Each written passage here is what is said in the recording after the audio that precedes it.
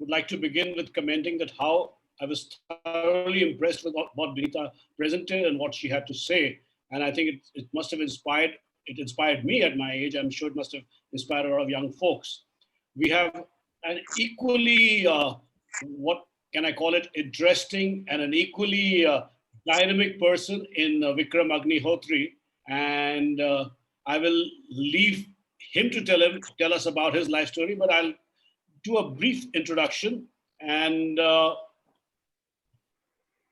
by the way, Vikram has just turned 50 this month on October 12th. So belated happy birthday, Vikram. Thank you so much, sir. Thank you. I mean, it was nice to bring that up. Like now everyone knows how old I am. Or how young you are. Oh At yes. my age, 50 sounds really young, actually. As somebody put it, like अभी बचपन खत्म हो गया, अब जवानी में आ गए हैं. Like now. Sure. So at the age of 7, Vikram met with an electrical accident, which led to amputation of both his upper limbs. But his family and he met this challenge with exceptional courage. He can now write with his foot, operate the laptop, shave, swim, and yes, friends, drive a car. Vikram graduated from the Bonn American High School, West Germany. No wonder he speaks German as well. In 1985, at the age of 15, he was awarded the Presidential Academic Fitness Award, personally signed by the US President then, Mr. Ronald Reagan, for academic excellence. He went on to do commerce with First Division, post-graduation economics from the Indore Christian College, Indore. And Vikram feels that there's no age bar for learning. So in 2014, at the age of 44, he enrolled for the LLB honors program and successfully concluded the same in July 2017. A successful entrepreneur, he's involved with a non-banking finance company, a knitwear stitching factory producing export quality knitwear, an ingot casting mini steel plant, and is also the proprietor of Agni Gas Agency, an HPCL LPG distributor. Vikram has the distinction of being the first Indian bilateral amputee to be issued a permanent driving license for driving a four-wheeler, a feat worthy of an entry into the Limca Book of Records 2017-18 edition. You will hear from him his struggle to get this license and how he also initiated an amendment to the Motor Vehicle Act. He's a motorsports enthusiast. He stormed into the history books as the first differently abled position driving with his feet in a national car rally to win a podium post. He won the first position in the car amateur category in the FMSCI Malwa Adventure 2017, second runners-up in the Explore Professional category, Iconic Desert Storm 2018, second runner-up in the FMSI Malwa Sprint 2019, second runners-up in the FMSCI Malwa Adventure 2019. This has taken his total podium tally to 4 out of 6 events. Under the banner of WIL, Winners in Life, he's conducted several motivational training programs and lectures. Will Talk is now a highly successful platform for talks on various relevant topics. He has addressed and motivated hundreds of corporates and social organizations. He's won the National Gaurav Award 2017, the National Excellence Award 2017, Dr. Batra's People's Choice Award 2018, the Malwa Ratan Award 2019, the Rotary Dare to Dream Award 2019, and the AIM Foundation Shaurya Award 2020. He's been a zonal coordinator for RCI, he's on the Indore Advisory Board on the implementation of the rights of persons with disabilities. He's on the District Monitoring Committee on accessible elections. He's chairman of Vital Sparks Welfare Society and NGO. He's the Malwa Prant Joint Secretary and President, Indore District Saksham, and a member of the Managing Committee, Yashwant Club. Well, his passions, he's passionate about football. He has played football for the Bonn American High School and the Yashwant Club. He loves swimming, gymming, aero modeling, motorsports, and music. The man who's been featured many times over in print and television media, among them the Times of India, Indian Express, The Hindu, OMG, History TV, Brute India, businessman, lawyer, motor rallyist, footballer, motivational speaker, ladies and gentlemen, presenting to you Vikram Agnihotri. And, Thank you, Sandeep. Vikram, before you just take over, I'm just going to, friends, after Vikram finishes, he has a small presentation. He'd like to speak to all of us. But if you have any questions, please keep putting them on the chat box and we'll take them in the end. Right, Vikram? Over to Thank you. you. Thank you, Sandeep ji. Thank you so much for that introduction. I sometimes, when I'm listening to that, all those nice things, I start doubting and wondering whether that's actually me. Because frankly speaking, I take things in life very seriously, but not myself. So I'm always humbled by and especially when somebody reads out all those achievements. So I'm like a bit embarrassed at times, but anyhow. Vikram, I've actually cut your biodata. I've slashed it down like crazy. So you No, do not know you've achieved actually. Okay, sir. So, well, thank you. Good afternoon, friends. It's indeed a sort of a privilege, a pleasure to be amongst the Rotary fraternity. I myself am a honorary member of Rotary District Club 3040. And I always feel like, it's very difficult to motivate people who are self-motivated. And Rotarians, I don't have to tell you, I mean, are so, I would say, dynamic and self-motivated, and especially in the current, scenario with the pandemic. I mean, I keep following a lot of posts of Rotarians undertaking so many social activities. So I think it's really difficult to motivate you lot, but then I will still give it a shot. I will. So, as Mr. Narang just mentioned, a lot of things that I do, I use my foot for writing, brushing, shaving, and all sorts of things.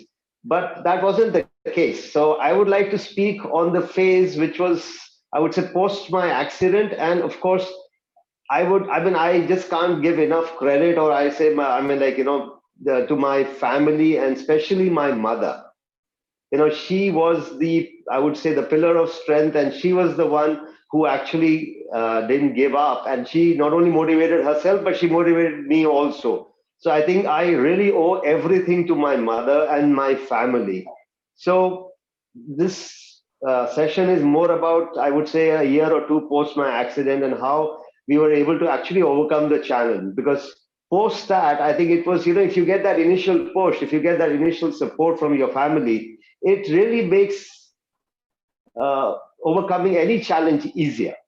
I mean, the role of family is indisputable. I mean, even in times of, in times of adversity, it plays a huge role. But otherwise, also, I feel family comes first, and family is the most important thing in our lives. And so, I dedicate all my sessions to my family, and especially my mother. So, anyhow, as Sandeep ji mentioned that, I met with an accident at the age of 7. So that means prior to the age of 7, I had a very normal, regular childhood. So I'm just going to share some pictures with you, just, of that, some old, yeah, we can see, everyone can see us, right? Okay. So Sandeep ji, dikh raha hai na? Can you see the Yes, picture? absolutely. Great. So we'll just go through a small slideshow of my childhood first. So here we go. So as you can see in the first picture, that is me at the age of, I think I was just 1 year old. And of course, that's my late mother and my elder brother that you see in the picture. This was taken, I think, sometime during 71 war. And of course, I was really, I would say, close to my elder brother. I mean, although he's only 13 months elder to me, but I would like follow him around. I would go wherever he went. And he also looked out for me. I mean, he was really very, very caring, very affectionate. And as I said, I had a very normal, healthy childhood till the age of 7. And this picture it's a family picture that was taken probably a month before I met with this electrical accident. And such is life that, everything changed overnight. Literally everything just, was sort of, it changed. It changed, and it changed forever. So I basically met with an electrical accident. We had gone to somebody's house, and accidentally I came in contact with an 11 kV high tension wire that actually then basically caused both my hands were charred completely and needed to be amputated.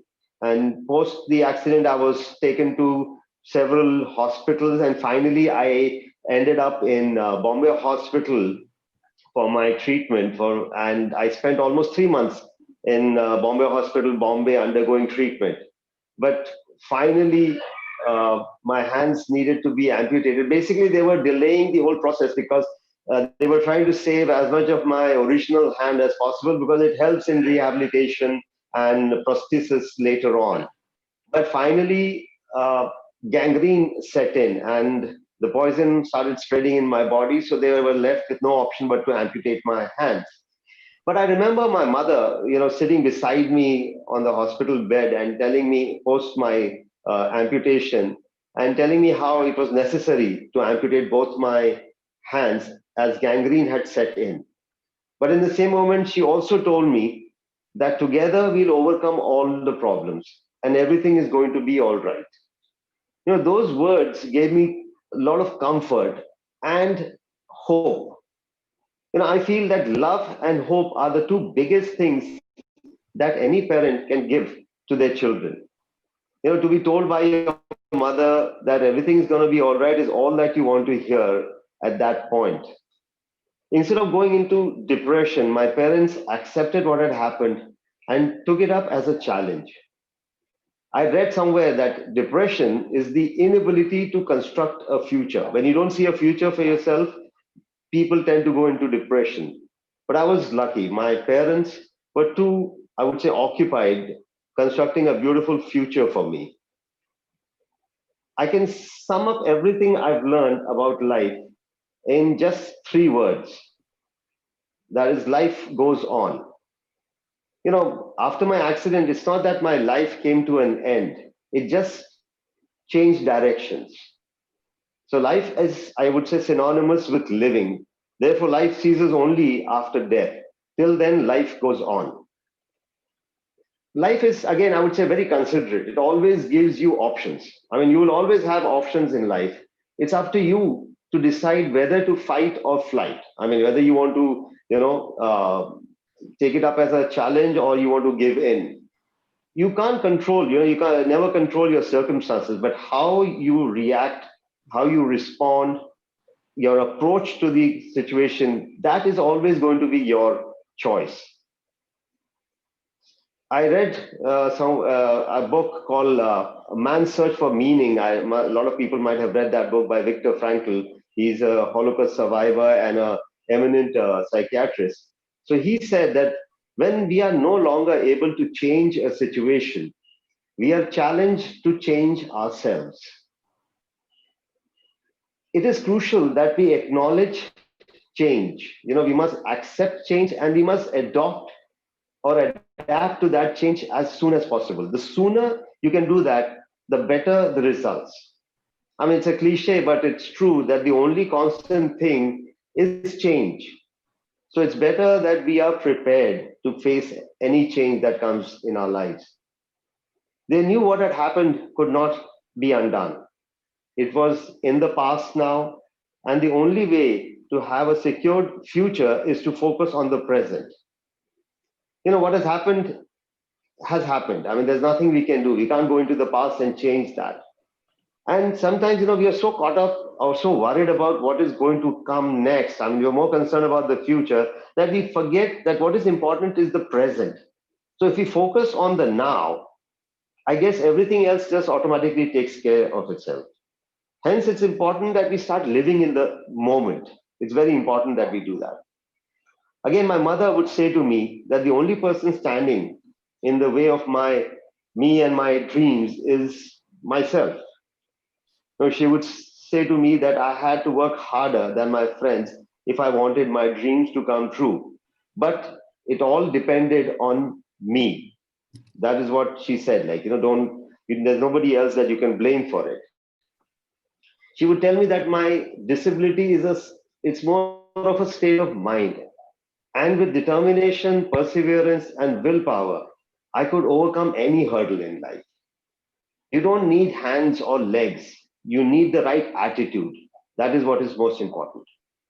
I suddenly discovered that my disability did not stop me from doing anything, as long as I believed that I could do it.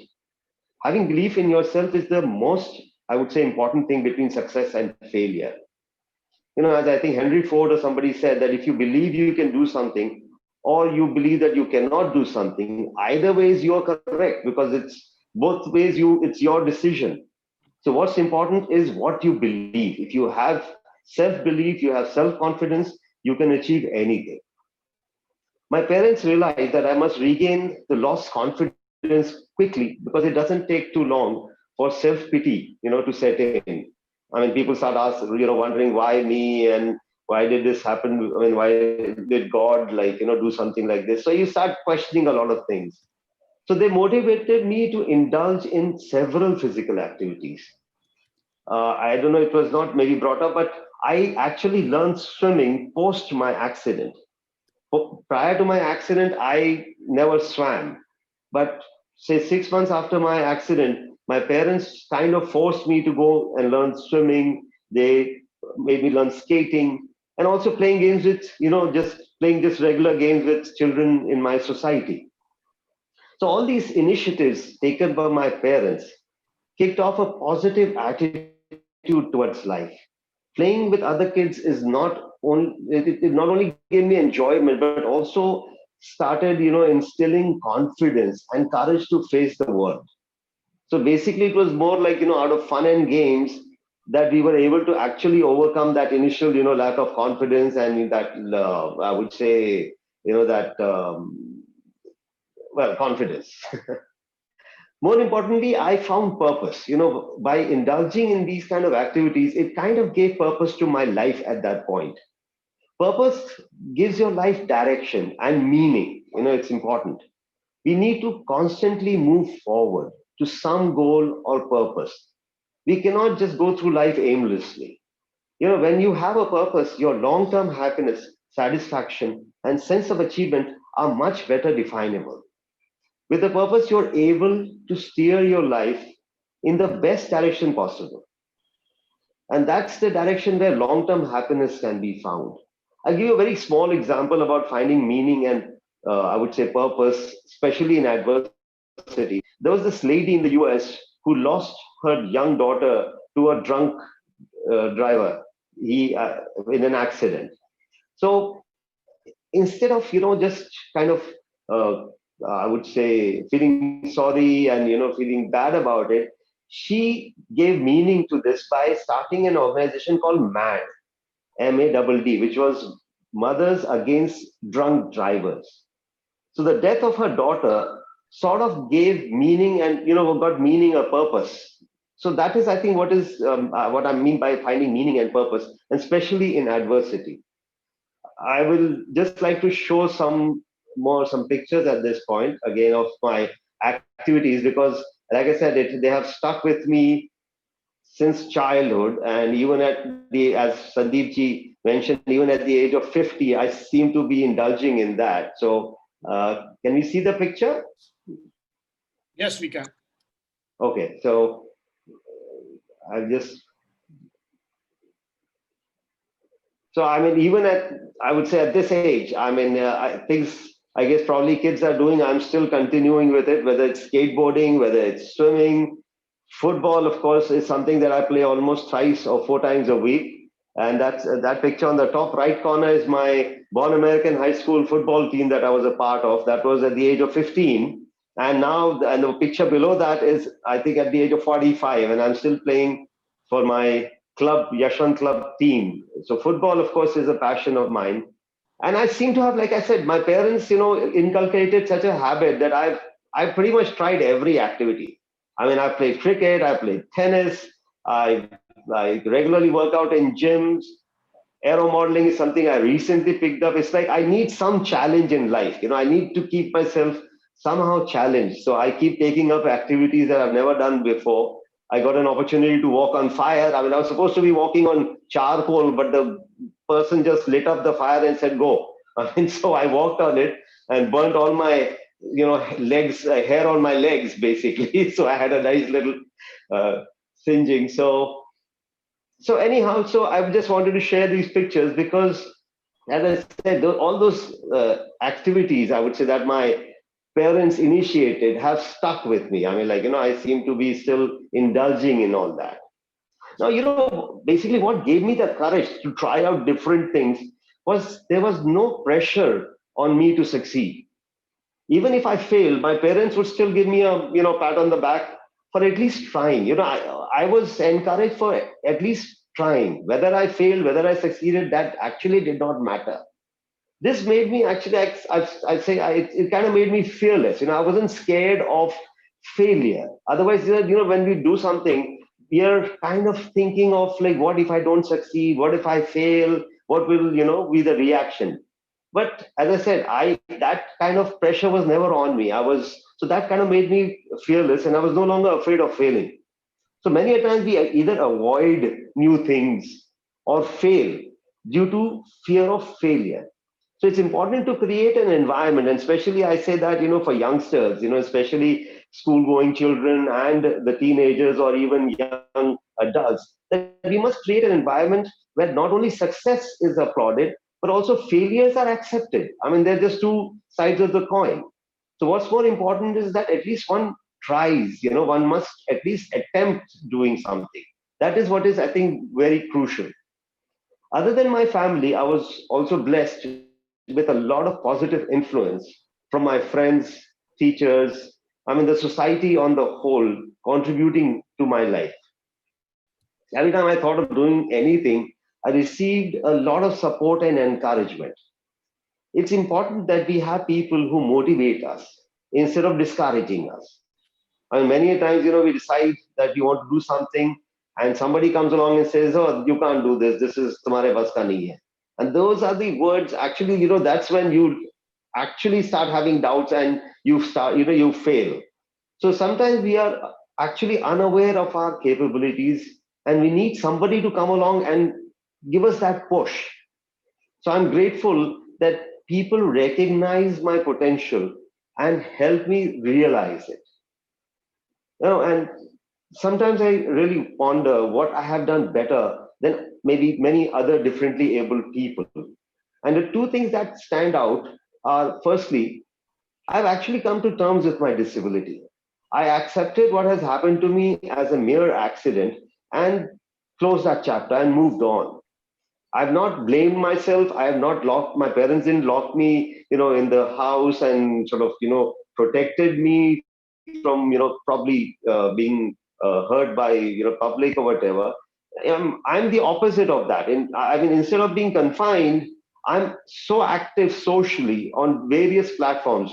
I mean, maybe you heard Mr. Narang talk about Yashwant Club and this, that. I'm very active socially. So I think that is very important. And that's how I think both the society and the individual, they both learn from each other. Secondly, I use my limited resources to maximum benefit. I don't have hands. I know that. But I have so many other, I would say, resources at my disposal. Like my foot is there, my shoulders are there. I have a nose nowadays, with all these touch phones. I use my nose like a pointer, I mean, because all it needs is a touch. So I have recognized that I have so many resources, because what happens is we constantly crib about things we don't have and actually forget to recognize the, I would say, plethora of things that we have at our disposal. So it's important that, it's not about what we have, what we don't have, it's what you do with it. That is what is more important. So that again is something that I think I've done better than most people.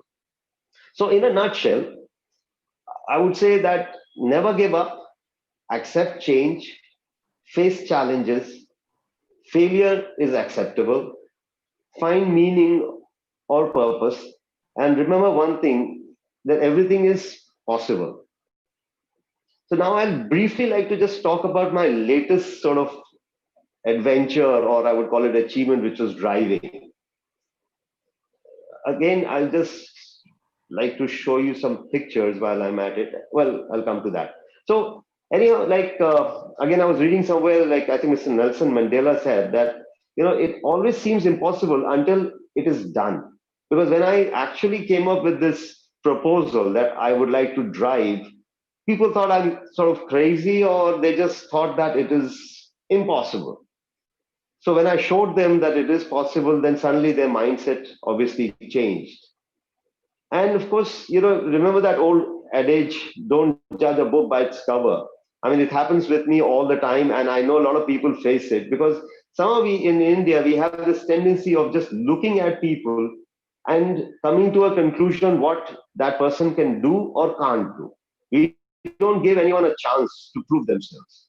So in my case, that couldn't have been more wrong because they thought I could not, and when they saw that I could, I mean, they were literally embarrassed. And what they forgot is that technology, you must make use of technology. Technology is available. Nowadays, I drive an automatic, firstly. So automatics obviously don't have a clutch, which makes one foot redundant, which in my case comes onto the steering. I mean, I admit that I cannot drive a manual transmission because both the feet, if they're used down, for clutch and brake and everything, that's why I did not drive so far. I mean, it's only because of these reasonably priced small cars that have just recently been introduced in the market that I decided to now, it's high time that I started driving. So it was basically, I would say, technology was also available and it was conducive to now actually start driving. So I just, again, like to just show you some pictures. Just give me a second. I'll just go to share screen. I'm again trying to come to terms with Zoom. I insisted that I'm going to operate this on my own. Just give me a moment. Yes. Here we go. Share. Yes. Can it? Oh. So 2015 was the year that I actually bought myself my first car.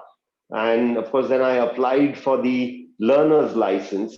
So with some initial hesitation, they gave me the learner's license, thinking that I might not be, interested in a permanent license or something. But within 2 months, I found myself driving so well that I went back to the RTO and I kind of insisted that, you should take my trial and I would like to have the permanent license. And that's when things became a little difficult. I mean, suddenly the RTO was like, this has never been done in the entire country. We checked up, you will be the first person and things like that. But my driving was so good that they could not find any flaw in that. So they were actually stuck. So finally, after I would say struggling for 15 months, the license was finally allotted to me in 2016 September. And obviously that made me the first Indian to be given a driving license, driving only with your feet, which was, of course, mentioned in the Limca Book of Records as a national record, because as I just mentioned that nobody in the past had ever received or actually done this achievement. But now, of course, this was, I would say, the license was not the end of the story. In fact, the license was more of a stepping stone or a medium to fulfill my childhood dream. As a child, I never dreamt of being the first Indian, to get a driving license or be the person who initiated an amendment in the Motor Vehicle Act. Actually, while I was getting this license, post my allotment, the Motor Vehicle Act was also amended. I just left that point out. So that kind of made way for, in fact, millions of differently able people to get licenses. So that I feel was, I would say, my bigger achievement than even getting a license.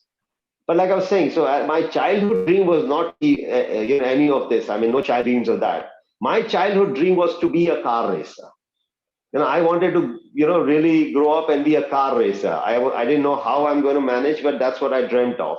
And actually this dream came true in 2017 when I was actually invited for my first rally, which was Malwa Adventure in 2017. And I entered in the amateur category.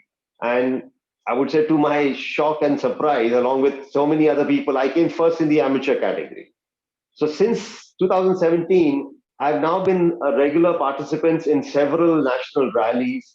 And of course, the iconic Desert Storm was my, I would say, the feather in the cap, because that was something, it was a 5-day event. It's a national event. It's held in Rajasthan in the sand dunes, and it is a very challenging event. And I was competing not as an amateur, because after winning my first rally, I was designated as a professional. So I competed as a professional, and I always compete in general categories. There's no special category for me. So to come as second runners up, I think that was my, I would say, highlight of my career so far. So now I just stop sharing. Yeah. So anyhow, now here's the thing about dreams.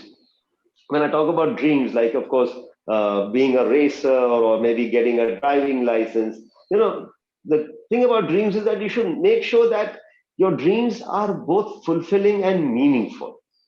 This should be more about inclusivity than exclusivity. It must be for, I would say, the maximum people. Yeah, your dream should be for maybe towards contribution to the world. They must be about giving rather than receiving. If you focus on yourself, you won't actually feel fulfilled, even if you get what you want. I realize that if you decide to go and pursue your dreams, you will give hope to others who want to do the same. You can serve as their example, you can serve as their reason why they should give it a try. You can help them, you can actually coach them and encourage them to keep going. I feel really privileged that actually I've helped 14 people so far across the country to get their driving license. And there are many more aspirants who are still in the pipeline. But it is very fulfilling when you actually, when they get their licenses. So I would, in the end, just like to say that, one should follow the 3 Ds, as I call them: dare, dream, and do. Finally, to conclude, I would like to share a quote by Ralph Waldo Emerson, which we've also adopted as the WILL motto. WILL is my NGO Winners in Life motto, and is also a very apt definition of success, especially for us. Here it goes. So, to laugh often and much, to win the respect of intelligent people and affection of children, to learn the appreciation of honest critics and endure the betrayal of false friends, to appreciate beauty, to find the best in others, to leave the world a little bit better, whether by a healthy child, a garden patch, or a redeemed social condition. To know even one life has breath easier because you have lived. This is to have succeeded. So thank you so much, ladies and gentlemen, for listening to me so patiently and giving me this opportunity to actually spread my, I would say, message that everything is possible. And well, as I said, nothing is impossible. Thank you so much. Sandeep ji, unmute. Sandeep ji, you have to unmute. Thank you so much, Vikram. I've had the opportunity to hear you live in Indore, which was the first time, and I had such good memories. I went up and chatted to you because I was so impressed with what you have done with your life, despite all the initial disability which came as an accident. But you know what? On Zoom, it's your expression, or I heard it even more clearer. I was kind of one to one with you, it looked like, and very inspiring, extremely inspiring. Friends, if you have questions, you can put them on the chat box. There were a lot of people who were putting in their claps for you. There is one question there, Vikram. It says, how did you handle criticism in your journey? I mean, it's good for individual development, but sometimes it breaks you apart, and I think that was something which is coming to my mind. When you were a kid, other children sometimes can be very, can be very crude, or they may not mean it because they're too young or something. But did you feel, meet with ridicule, or what was No, the initial? see, I guess I refer to my mother all the time, because as I said, she was my mentor, she was my friend, philosopher, guide. So she, kind of told me that, like, kids have curiosity. It's not that they're making fun of you, or they're just so if you tell them what had happened, like, if instead of sort of running away, or feeling sort of nervous, if you just simply tell them that this is what had happened, it kind of takes care of their curiosity, and then kids are fine.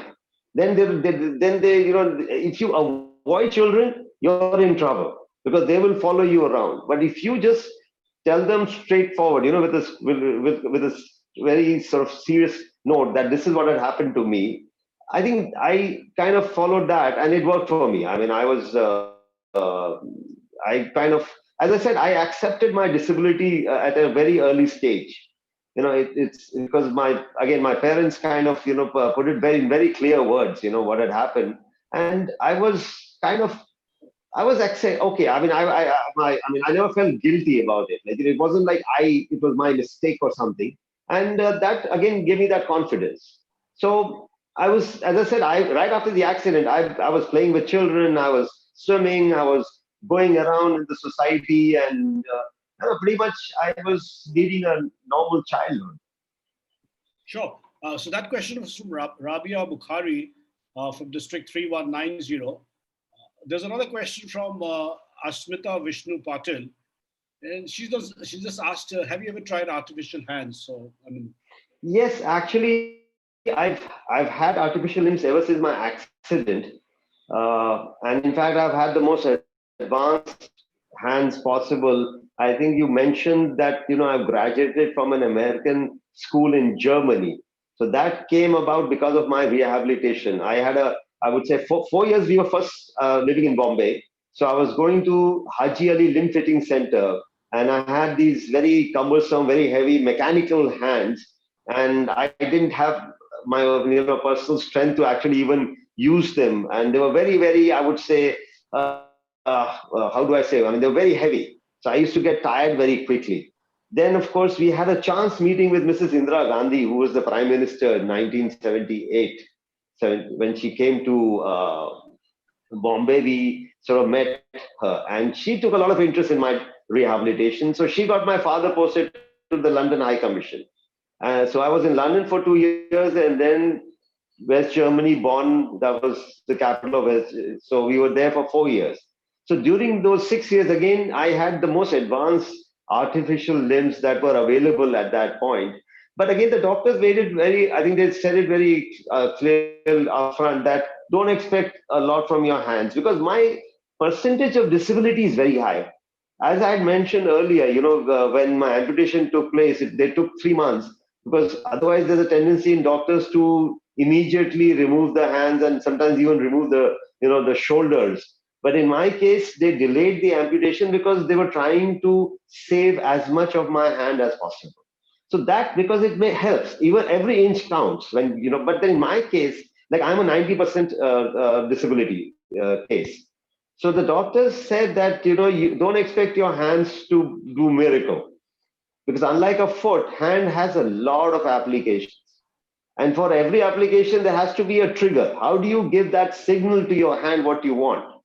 See, right now your nerves are connected to your brain, and subconsciously you're getting all the signals. But in my case, there has to be a sort of a process by which I activate those functions. And there are so many functions that it is practically impossible.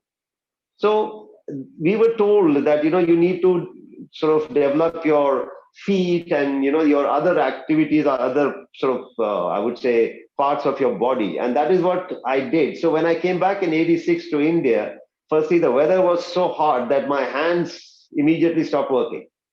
I was sweating inside my cars. There was so much sweat that it literally was like full of sweat.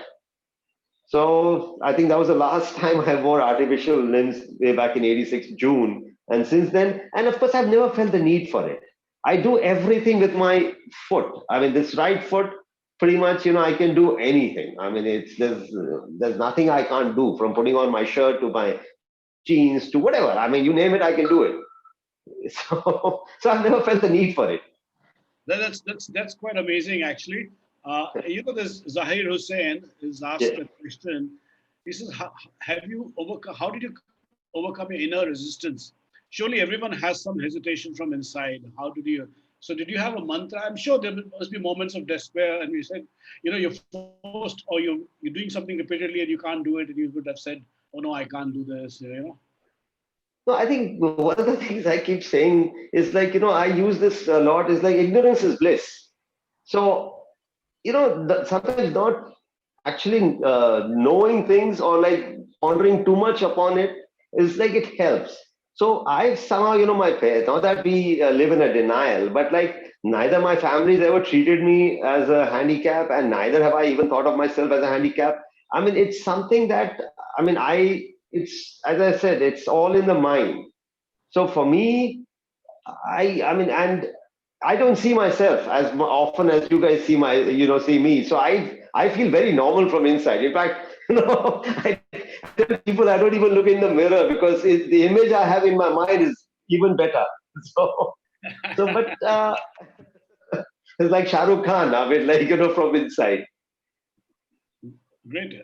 Uh, there's someone who says, uh,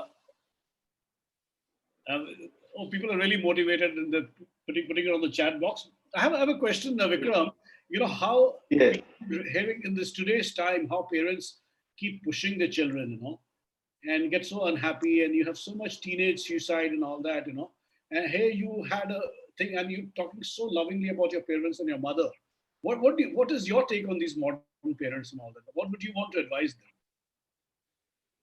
Again, I guess it comes to that only. Like, there's so much awareness nowadays. There's so much competitiveness. Like, I think when we were growing up, like I'm sure you've had the same environment. I think we were not so, I mean, if I may say so, we were not that competitive either. I think and the environment was also not such. But nowadays, somehow, because of the fierce competition that we face in our country, and for the lack of opportunity, there's only a few opportunities and millions of aspirants.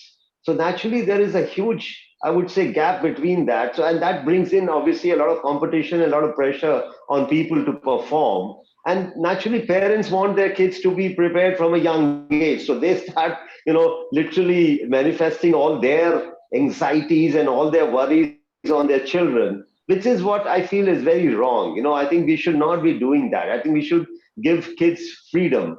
Again, in my case, it would have been easy for my mother to just keep me at home rather than let me go out. It's because I guess that's what most of parents would have done, out of love and affection and out of being protective. But I guess if we just let the children be, and we just need to just nudge them. I mean, I would use the word nudge. I mean, just gradually nudge them in the right direction, and I'm telling you, you'll be surprised that I think the kids will do better. They will surprise you, that because they themselves are now so smart and intelligent, and they're exposed to so much that they are, I think they already know what needs to be done. So I would still feel that you need to guide them, but at the same time, I think not overbearing. I mean, not become too overbearing. Sure, I think people take this point. I mean, I think parents are really pushing the children beyond reasonable effort and all that. Coming again, Vikram, when you had to retrain yourself after the age of 7 after your accident, uh, Yes. how much, could you put a quantum, like you had to do a particular task, say, 1,000 times or 5,000 times before you could actually master the. Yes. That is Actually, sir, to I it. mean, I bring that up. Like, I have 43 years of experience. So what you see is 43 years of, I would say, a lot of hard work And it's an ongoing process. It's not that I have achieved everything. I mean, there's always a new task that comes up and I have to adapt to that. Like I remember writing with my feet. Now that it's a very difficult and very challenging task, because to get that kind of dexterity, that control on your foot to write small letters, it's very difficult. So that's something that I remember very sort of distinctly, because my mother had brought these cursive writing books for me, for the kind of books that kids use in nursery or first standard, whatever. And she would sit down with me and I would be writing. And it was very frustrating because I couldn't control my handwriting. And actually, my handwriting before my accident was beautiful. I used to get extra marks for my handwriting. So naturally, when my foot could not do the same, I would get very frustrated. And my mother would just keep telling me, look, you are maybe in now third standard, but your foot is still in nursery. Think of it that way. So you have to be patient. And one thing that I always knew, one thing that always helped me when I was doing anything is that I knew that help is available. I always had that, I would say, comfort of knowing that if I don't succeed, I will have help. But at the same time, as long as as long as I worked hard or I focused, that's why I keep telling people that it's not your hands or your legs that actually do the work, it's your mind, it's your focus. If you focus on something, anybody can achieve it. Instead of focusing on what people are thinking or who's looking at me, if you focus on what you're doing, it automatically happens. So 9 out of 10 times I would succeed. But it kind of, yes, it took a long time. I kind of use that word, I went through the same phases. Like, I don't know if you know that the first word for disabled was Nishat in India. And then it was changed to Vikram. And now it has become Divyang. So I have gone through those phases. When after the accident, there wasn't much that I could do. I was actually, you can say I was Nishat. I was actually, a disabled person. But then gradually, then I was promoted. I was promoted to being a Viklang, which is handicap, which is like I could do things, but it took me a little longer.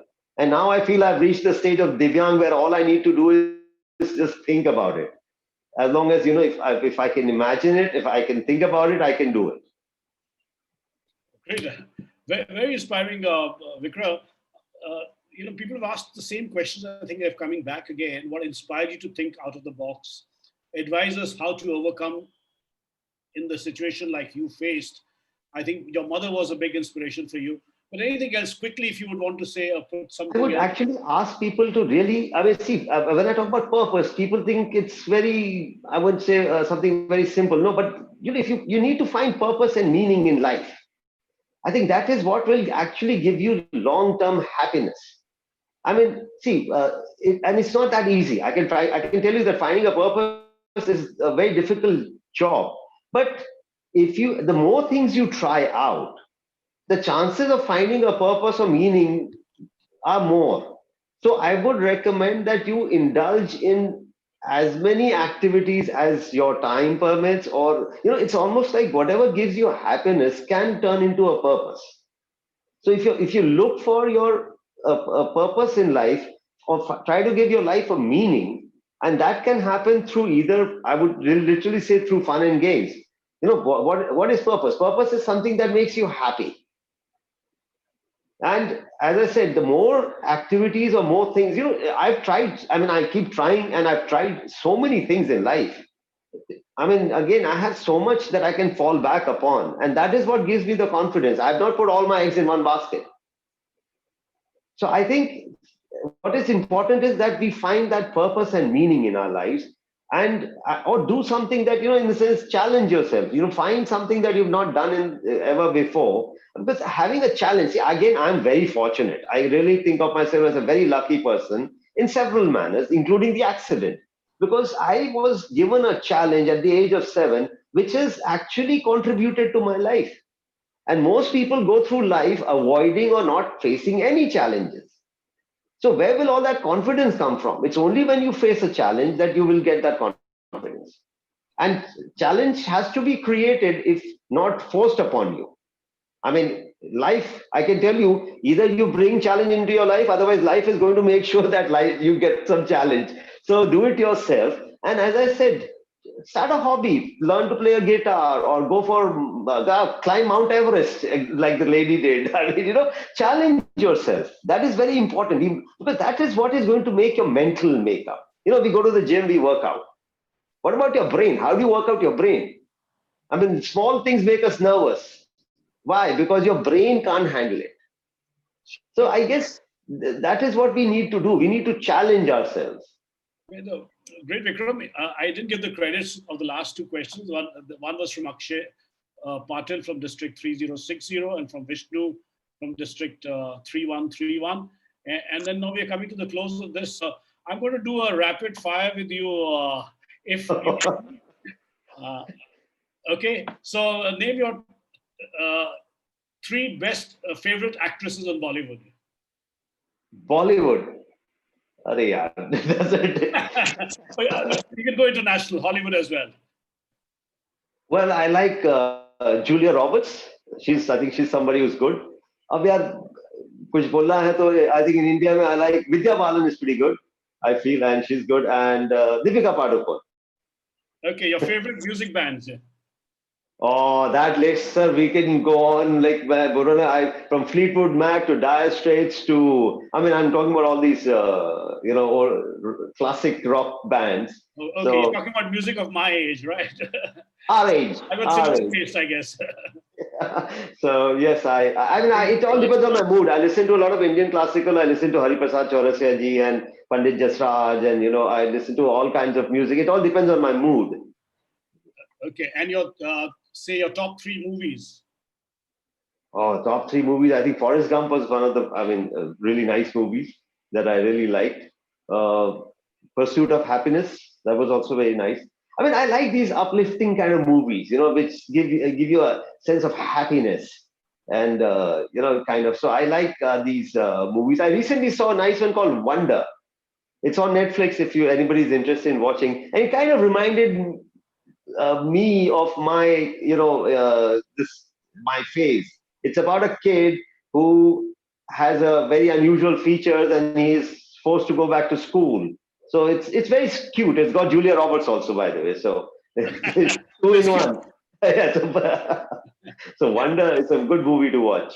Okay, so how are you going to surprise us next? I mean, you've done car racing, you've done football, you've done everything. Mostly what normal people don't manage doing, they're only back to work, going to office and back to work. What is the next thing which is going to surprise all of us? Coming from you? There are a couple of things. I'm coming up with a book, actually. I'm coming up with a children's book. I feel that, again, the question that was asked of that lady prior to my talk, I've also asked the same question. People ask you, why don't you write a book? And I feel that I have not achieved such great, heights that I write a book. But I felt that, I somehow connect very well with children. And I think that is the segment I would really like to sort of motivate or because, the impressionable age bracket. So I'm coming up with one of those bedtime story kind of books. And the title is Look, Mother, No Hands. Wow. So that's something that hopefully within the next 6 months should be out. And that would give me a lot of happiness, because I love children. I mean, and children love me. So I would like to actually do something for them. And the other thing that I'm working on is actually, sir, I'm now coming up with a sort of an institution for the physically challenged, which would be sort of a skill development come sports academy. How para sports has really taken up. And it's, I think, the great way to overcome any challenge. It helped me. I mean, sports really has helped me overcome my challenge. So I would like others to also try it out. So we are probably going to call it Will Center for Awareness because we are going to make you aware of a lot of things that people are probably not aware of. So I guess if I can do those two, I'll be quite sort of happy. Thank you so much, Vikram. I think we need to end on that note, and we need to wish you the best for your new book. Meanwhile, we had someone, Akshay Patil, was a little disappointed you didn't mention the Beatles as one of your bands. So possibly on your list in any case. No, no. In fact, I always cite Beatles. I cite John Lennon. There's a song, "Beautiful Boy." And in the lyrics it says, "Life is what happens to you while you're busy making other plans." Like COVID, it's very true for COVID. I think January, Feb, we guys had such major plans for this year. For my 50th birthday, I was supposed to be in Dubai, but COVID changed all that. So that is what life is. So that song is from the Beatles. So yes, definitely one of my favorite. And like I said, I quote John Lennon quite often. So I hope that makes him happy. Sure. So actually, you heard that. We've got a message from a past governor from Manoj Joshi, who's actually from the UK, and he would like to connect Yes. to you on email because he'd like you to come and speak to Rotary clubs in UK. Yes, if I may just use this. If I may just use this platform in telling that I have a website. If anybody wants to get in, sort of contact me. So we have a www.vikramagnihotri.com, and that has all my contact details. And I would love to keep in touch with, whoever's interested. So I would really look forward to that. So I've just put this on the chat box. It's www.Vikram is Vikram, Agnihotri, AGNIHOTRI.com. Yes. Thank you. So Manojji, you've got that thing on that. You can connect with Vikram from there. And great, Vikram. Thank you so much for being part of this, Raila. I'm sure you inspired all the young men and women who are part of this. And over to you, Shweta. Thank you, sir. Thank you so much. Vikram, Shweta, I would like to come in. Hello, Vikram. This is yes. here. I have put Sandeep on the job because I Yes, knew sir. to proper justice to this session. Yes. Interacting so well with you. But I know you are the one who kind of जिसने धक्का दिया मुझे मतलब वो pushed me. See, if anybody talks in today's date about COVID challenges, I mean, here is a man who has challenged the challenge from the age 7. Every day was talk about adapting to changes. Now, what better example we have in front of us, whose entire life has been adapting to the changes and challenging the challenges. This is one big take. And the second, when you say that when you have this thing called कि success का challenge नहीं है, in the sense कि you don't fear any failures. Yes. So what if somebody fails? I mean, a huge take on that's right. Spectrum change in people's thought process altogether. Thank you for being with us. We are so happy to have you here. Thank you so much, sir. Thank you so much for giving me this opportunity. Thank you very much. Over to you, Shweta. Over to you. Yeah. Thank you, District Governor Rajanji. He has very well put it in front of all of us that how, you're facing challenges since you were 7, and till date, the challenges are met very happily, successfully. And so Rotary family wishes you all the very best. And there are many takeaways for our youth who has joined this program today, and for us too. With fortunately having everything, we still need to gear up and, face the more challenges which are coming our way happily. So thank you so much for your inspirational talk and coming to Rotary District 3250. And we wish you for your upcoming book good wishes, and wish you all the best for your, coming endeavors or whatever you do, sir. Our blessings and our wishes with you. Thank you, we would love to hear you again and again whenever we get a chance. I'm actually, I think Mr. Rajan has also promised me, and so has Sandeep ji, that as soon as COVID restrictions are lifted, I think I'm going to visit Jamshedpur. So nice. That's so nice. Sir. Do visit us. Be a guest. Shweta also is from Jamshedpur. Okay, yes. So yes, of course.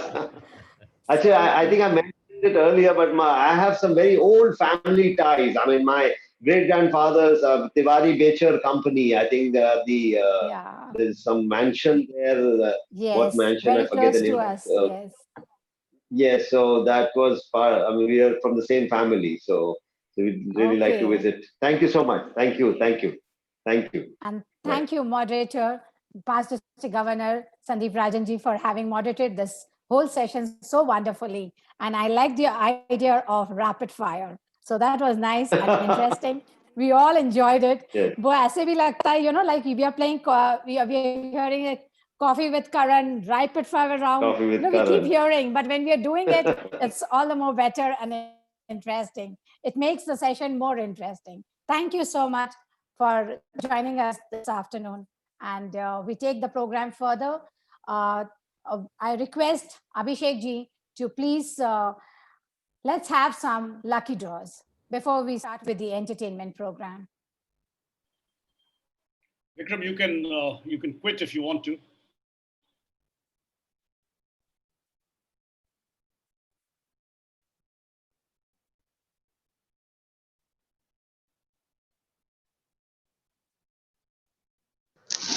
Just a second.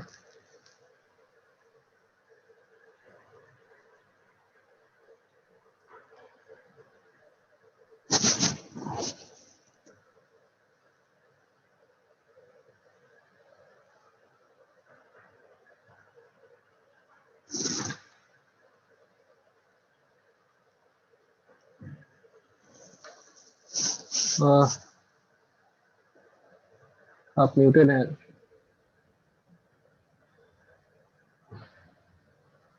Abhishek ji, if sir has not left Vikram ji, if we can have him back on the screen.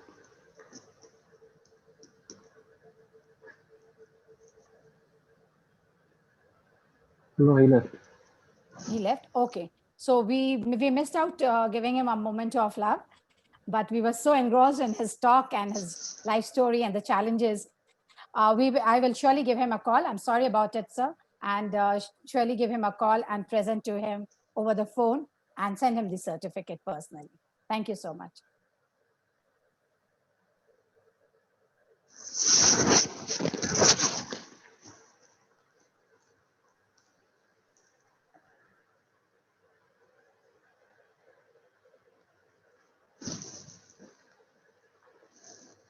Number 620 is Tanveer Hussain. Tanveer, no, he's not in this meeting.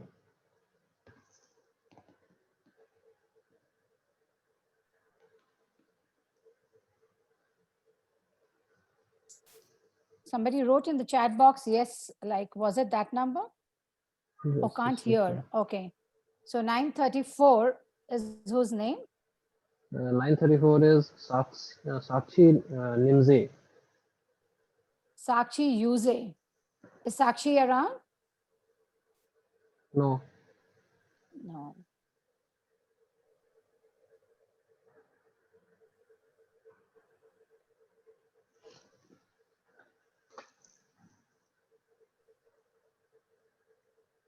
Seven 40 is Rotractor Rimple.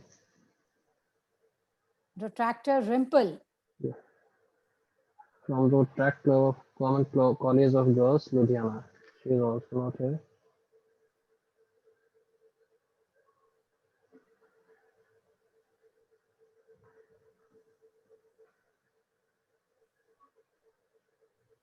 Five 75 is actually blank. Someone is from Rotary Club of Shahda. Rotract Club of Shahda.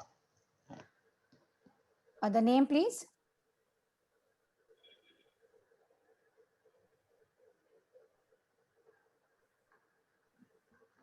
It's Shagaf Usdaki from Rotary Club of Steel City. Rotract Club of Steel City. Retract Club of Steel City. Steel City. Shadak. Yeah. Is he there? Is he there?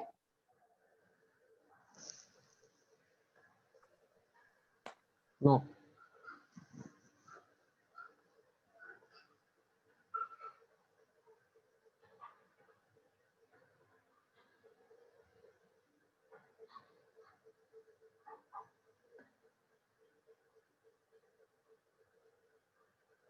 Eight three is Abdul Aziz Yusuf Odunzi.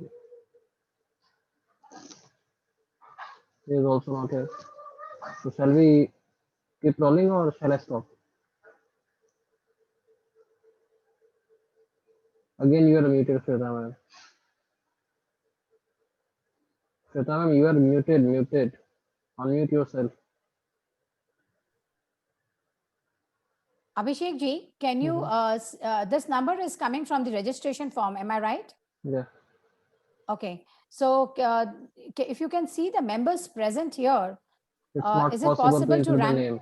No. Okay, it's not possible to write the name. Okay. Okay, then we go ahead.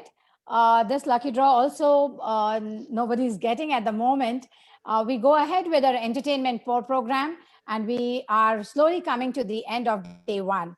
So please wait. And over to Chandrima, Rotarian Chandrima Ray. She will be taking us through the entertainment program of 20 minutes. Hello, everybody. We are 80 of us here right now. And after lunch, sessions have never been easy, you know. Believe me, trust me, friends, because I've been part of so many riders now. But amazingly, I think Vikram Agnihotri ji has just swept us off our feet. The story of inspiration and something that we can actually learn from his life in itself is a capsule of entertainment.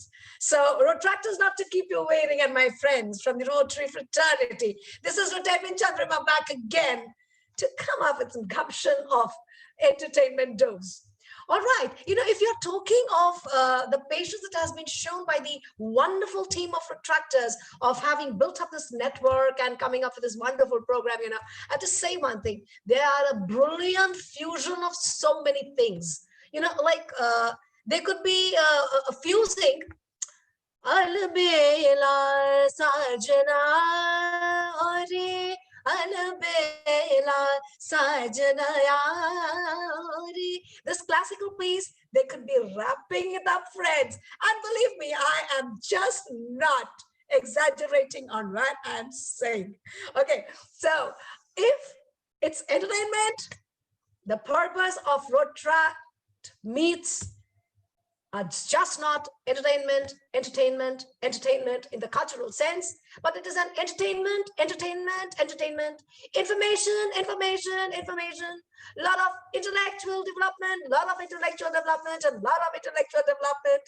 because so many good speakers with us, so many people to come and pep us up, so many people to come and tell us, you know, the game is still not ever, you know, picture to abhi baki hai. So the next 2 days, I bet, you know, you must have heard, you must have gathered this experience, and I'm sure you are going to now be